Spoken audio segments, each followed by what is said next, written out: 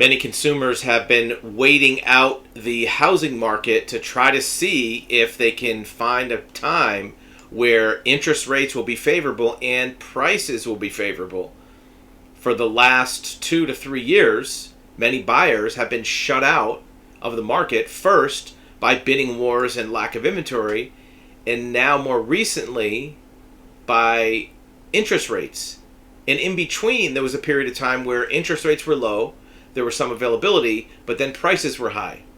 So buyers have been looking for an opportunity where one or more of those three factors is not working against them.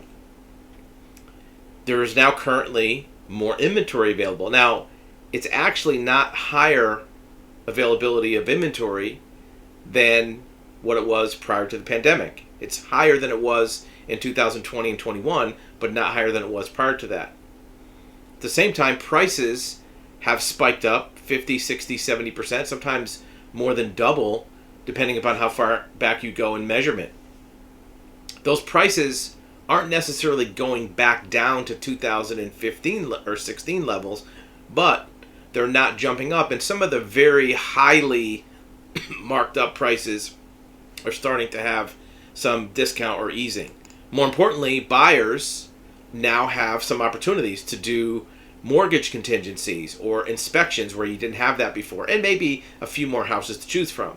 But what's still working against buyers is the interest rate problem. Interest rates have gone from 3% to 7, 8% in some cases. And that higher rate combined with the price appreciation that happened in the last 24 months is putting many houses out of the market for buyers. Now, some buyers can still physically afford the properties they're looking at, but they're holding off to see if maybe house prices are going to go down. Well, some of the indicators you can look at that is, where's the smart money going? And here's a good article from Yahoo Finance talking about how JP Morgan, one of the largest financial institutions in the country, is now starting to buy single-family rentals. And they're putting $1 billion behind these acquisitions. What does that mean? That means that the big money from the banks is at least putting their money behind the opinion that house prices have hit bottom, or at least they're not going to go down dramatically. Certainly there will be some pockets where some homes and prices will go down more than they are now.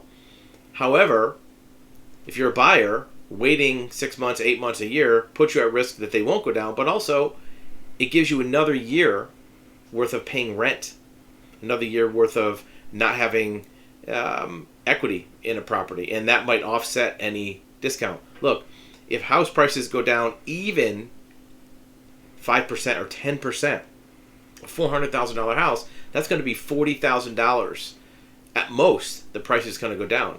Well, if you're paying $3,000, $3,200 a month in rent, in 1 year you're going to pay that $40,000 in lost, thrown away money to a landlord. Or if you buy a house now, even if the house goes down $40,000, you're still going to break even because now your money is going towards your house. Now some of it's going to interest, but that's deductible. Not all is going to principal. But at least you're not missing out on the potential of upside, and also the possibility that rates are going to go higher. Rates have stabilized a little bit and maybe even back down a hair.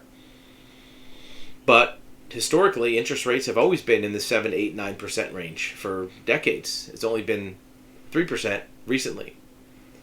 So this one indicator of JP Morgan, one of the largest financial institutions, putting money into single-family homes kind of is a canary in a coal mine that at least they believe that now's the time to buy single-family real estate. Your opinion is maybe different, but at least it's one other data point you can use to factor in to make your decision wisely.